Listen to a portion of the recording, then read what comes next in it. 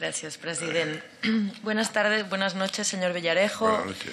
Como ya le han dicho otros comparecientes, gracias por contestar nuestras preguntas, a pesar que usted tiene varias causas abiertas. Yo empiezo... 50. Imagínese. Yo empiezo por donde lo ha dejado mi compañero de Bildu.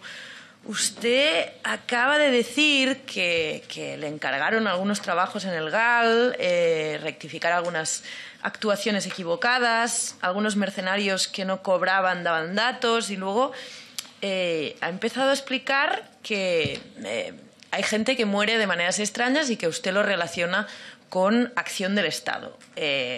Podríamos decir que desde el Lasa y Zabala al fiscal Maza esto es acción del Estado. El Estado mata desde la transición gobernada por el PSOE hasta hoy día, también gobernada por el PSOE, pasando por todos los gobiernos del PP. ¿El Estado mata por encargo, señor Villarejo?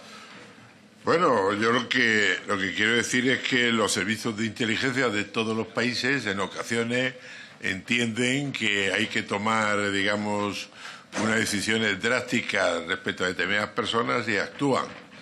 Y respecto a lo del tema de Lasa y Zabala, sabe perfectamente que fue una actuación que organizó la Guardia Civil y que lamentablemente sufrieron las consecuencias. También está el caso de Zabalza, que ese tema, por ejemplo, me encargaron a mí que lo investigara, ¿no? Aquel extraña que decía que había muerto el hombre ahogado en el Bidasoa, pues se había equivocado de ese conductor de autobuses, creo recordar, ¿no?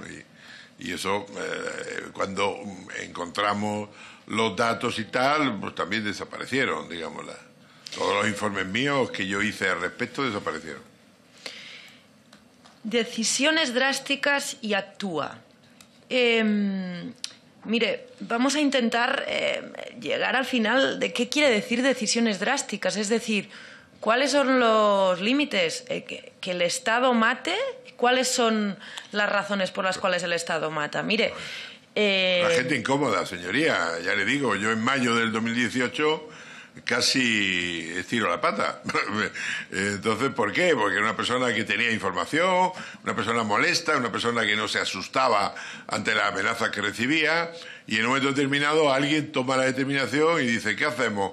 ¿Lo eliminamos? ¿Tal? Bueno, es así de simple. Y hay gente que dicen eso de que salen las películas, ¿no? Pero que parezca un accidente, ¿no? Y es lo que ocurre, lamentablemente. Es decir, el Reino de España mata a la gente incómoda. Los países, todos los países, de todos los estados, y ahí tiene el gran adalid de la democracia que es Estados Unidos, ellos utilizan drones, o sea, en todos los países entienden que en un momento determinado la eliminación física es la mejor solución a una crisis y lo ejecutan. Mire, hace muchos siglos, en el siglo V después de Cristo, Agustín de Hipona, un teólogo reconocido, decía, si de los gobiernos sacamos la justicia, ¿en qué se convierten sino en bandas criminales a gran escala? Vamos a intentar hablar de esta idea de bandas criminales, porque a mí me parece que un Estado que mate a la gente incómoda puede denominarse como una banda criminal. Y a mí me parece que la Operación Cataluña, que mezcla guerra sucia y corrupción, también es propia de una banda criminal. Ha dicho usted hoy, la Operación Cataluña se diseña desde las entrañas de la Moncloa. La última vez que vino... Del gobierno. Sí, la última vez que vino también nos dijo que la Operación Cataluña era una cuestión del Partido Popular, pero que antes, en el gobierno del PSOE, ya se habían movido fichas como, por ejemplo, todo el espionaje al Grupo Godó, a La Vanguardia y demás. Usted ha hablado de la persecución de los Pujol, de La Vanguardia, ha hablado ahora de los atentados del 27 de abril como parte de la Operación Cataluña. De agosto. Agosto, perdón, gracias. Los atentados del 27 de agosto como parte de la Operación Cataluña. Señoría, disculpe, no he dicho que como parte de la Operación Cataluña, los atentados. He dicho que que en un momento determinado, en lugar de atender los informes de inteligencia que yo aporté de una fuente que, curiosamente, también, estando yo en prisión, también ha muerto. Chico joven, bueno, un señor de unos 50 años apenas, ¿no? Entonces, que por las razones que desconozco, en un momento determinado, Cataluña es normal que se sintiera, digamos, ofendida. ¿Por qué? Porque objetivamente esos atentados a lo mejor no se pudieron evitar, pero se podría haber trabajado sobre ellos. Señor Villarejo, pero no es Operación Cataluña, ¿eh? Ya, Entiendo. no es Operación Cataluña porque la Operación Cataluña es de unos años determinados, pero lo que le queremos plantear nosotros es que la persecución de la disidencia y la persecución del catalanismo excede el gobierno del Partido Popular y excede el Ministerio del Interior de Jorge Fernández Díaz. Porque... y vamos a intentar argumentar esto. Aún así, hemos hablado de los Pujol, hemos hablado de La Vanguardia, hemos hablado de infiltraciones de agentes de inteligencia en organizaciones independentistas, de los atentados del 27 de agosto. No ha salido, pero podemos hablar del Barça y de Sandro Rosell.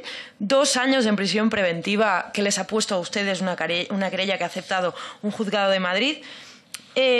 Usted le ha contestado al señor Legarda que la Operación Cataluña es la inteligencia, ha dicho, y también ha hablado del desprestigio al independentismo catalán.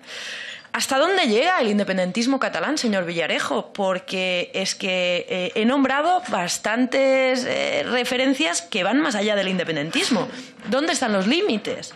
¿Qué perseguían ustedes? ¿Un sentimiento, un pueblo, una ideología? Yo no tengo la capacidad para decidir los límites de ningún trabajo de inteligencia, porque, como ha dicho más de unas ilustres señorías aquí, yo era un elemento más, un eslabón más. Y lo repito, he sido más observador que protagonista, aunque debido a toda esta alaraca de informes respecto a mi persona, yo parezca el hombre más malo del mundo, en el que todos, digamos, se tiran ustedes unos contra otros para, digamos, vincularlos conmigo. Ha mencionado su señoría el nombre de Rosell. Recuerdo que ese nombre fue uno de los que efectivamente se plantearon como objetivos, pero que hay notas mías de inteligencia que espero que algún día salgan a la luz, donde yo lo descarto como un elemento independentista, y además digo que más que nada es una pelea de negocios del fútbol, etcétera, etcétera. Ya lo digo eso en el 2012, 2013. ¿Qué ocurre? Que más adelante yo no participo bajo ningún concepto en la detención, en la prisión y tal, entre otras cosas porque la señora del Tribunal Supremo, señora Lamela, puso como condición que fueran gente, además, o de la Guardia Civil o del CNI los que le contactaran con ella, y además gente del Opus, porque debe ser que esta señora es del Opus, no lo sé, ¿entiendes? Entonces, y además esta señora luego después fue la que decretó mi ingreso en prisión, fíjese, no teníamos especialmente relaciones. ¿Sería usted incómodo? Pues sí, bastante incómodo. Yo soy una persona que asumo mi torpeza por haber entendido que podía cuestionar cosas, ¿no? Y por eso me he visto donde me he visto. Señor Villarejo, usted dice que tiene condición de observador, y pues como observador le pregunto, como observador de esta especie de banda criminal a gran escala, ¿dónde estaban los límites cuando se trataba del independentismo? Pero los límites ya no del Estado, que ya sabemos, como nos ha dicho, que el Estado mata a la gente incómoda, sino los límites de lo que quería decir independentismo. Porque al señor Rosell, por ejemplo, se le señala como presidente del Barça. Ser presidente de un equipo de fútbol es también ser independentista. Digamos, ¿dónde están los límites? ¿Perseguían ustedes, le digo a ustedes, que me explique como observador qué análisis hace, perseguían ustedes a un pueblo entero? No, había una serie de objetivos que se analizaban para ver el grado de vinculación con el independentismo, y vuelvo a repetirle, en mis notas de inteligencia, una de las personas que yo descarté inmediatamente, que supe fue el señor Rosell. Dije, este señor no tiene mucho que ver con el tema, está metido en temas de guerra, de fútbol y tal, y por lo tanto... Usted ha dicho en varias ocasiones, siempre que comparece aquí en el Congreso, o al menos las que le he visto yo, con la madre y con la patria, con razón o sin ella. Así es. Claro, yo no sé la razón en qué se convierte. Usted ya me ha dicho que los estados pues matan gente cuando le conviene y me imagino que debe ser una de las razones de Estado de España, pero me imagino que la razón también se debe convertir en amenazas. Todos los países soberanos, señoría, no solamente. El compañero de Junts per Catalunya me ha facilitado una pregunta que ellos no han tenido tiempo de hacerle. En enero del 2015, Rajoy con Montoro realiza una visita de Estado en Andorra. En marzo del 2015, la BPA cierra. Por eso mismo, Rajoy y otros están imputados por la justicia andorrana por graves crímenes contra la soberanía del país. ¿Podemos afirmar que con la visita de Rajoy a Andorra se selló la amenaza de unos meses antes Martín Blas y Celestino Barroso habían realizado los responsables de la BPA? Bueno, la CIA dice, una vez casualidad, dos coincidencias, tres sabotaje. Hay demasiadas coincidencias. ¿Qué quiere que le diga? Hay mucha relación entre esa visita, que creo que fue la primera que hace un presidente de gobierno español a Andorra, y hay una correlación de datos muy significativa, no hay duda. Bueno, parece que la razón de esta patria, de este querido reino de España, que ustedes quieren tanto... Para mí querido, sin duda. Para otros no tanto, pero es una razón que se cobra vidas, es una razón que amenaza, es una razón que extorsiona, es una razón que permite atentados. De hecho, volviendo a la Operación Cataluña, usted un día dijo que la publicación de la cuenta de Trías fue una cagada, ¿no? Que si fuera por usted esto no hubiera pasado. Hablando de cagadas, yo recuerdo por ahí por el 2012 que ustedes hablaban de ejército catalán. De hecho, hay unas grabaciones en que Alicia Sánchez Camacho le cuenta la película del ejército catalán y de un comisario al que tenían que cargarse, al señor Ortega, que ya ha salido antes, que por cierto les denunció. Y yo le quiero preguntar también, me imagino que la razón del Reino de España es éticamente cuestionable, pero que también tiene muchos recursos de inteligencia. Y como usted es una de las grandes figuras de la inteligencia española, ¿dónde está el ejército catalán? Porque usted le contó la película esta Cospedal. Parece ser que para salvar a Alicia Sánchez Camacho de la cagada, esta vez también de la Camarga. Pues, desconozco, no recuerdo exactamente en qué concepto mantuve una conversación con la señora Cospedal en ese sentido. Lo que sí es cierto que existían informaciones que además se contrastaron de vinculaciones de otros países próximos a Rusia, como era Letonia, en el caso de que había un ofrecimiento de Putin para desestabilizar, etcétera, etcétera, la actuación, digamos, la actuación de Cataluña con respecto a España, y esas informaciones luego se contrastarían o no. La función mía como agente de inteligencia es plasmar unas notas de trabajo y esas notas luego desarrollarlas a las unidades adecuadas. Entonces yo me limitaba a recoger esa información y plasmarla.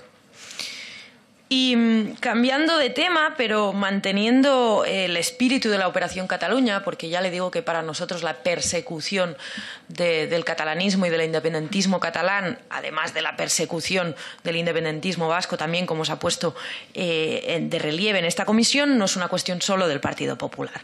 Vamos a hablar de Pegasus. Le han preguntado por la señora Casteleiro, la actual jefa del CNI.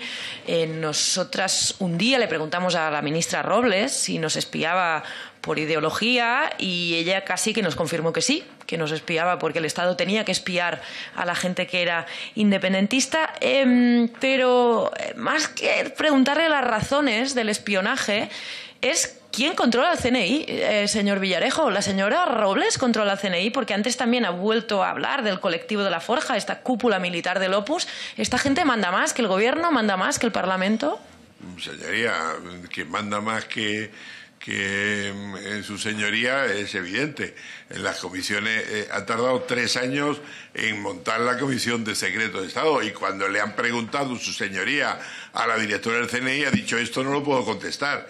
Entonces, insisto, a mí lo que me sorprende es que algunas de sus señorías presentes en esa comisión tenían que haber dicho a quién se lo cuenta entonces, a Dios, porque por encima de todo está la soberanía nacional.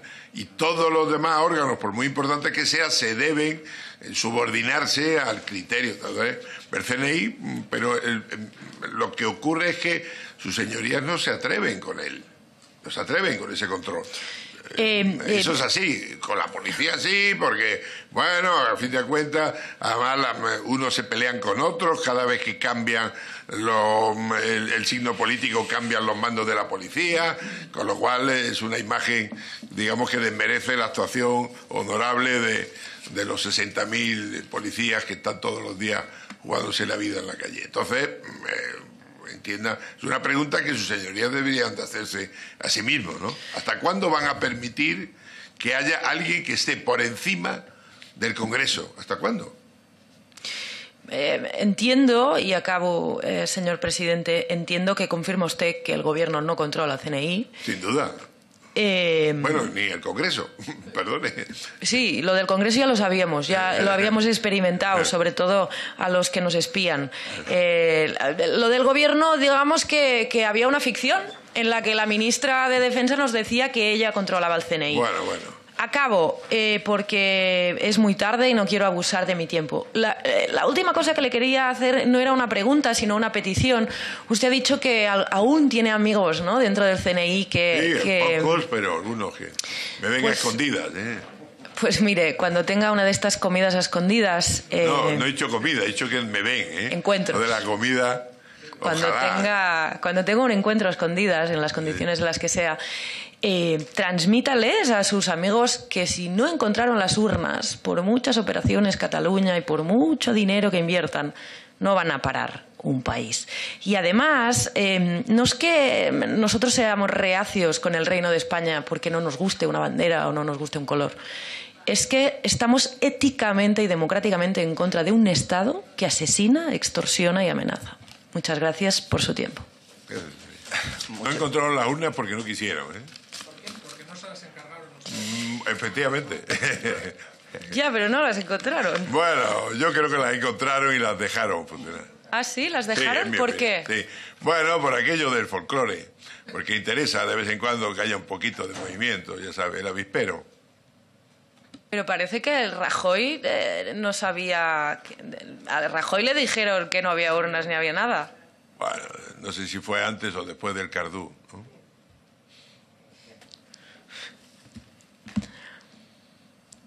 No tengo más tiempo.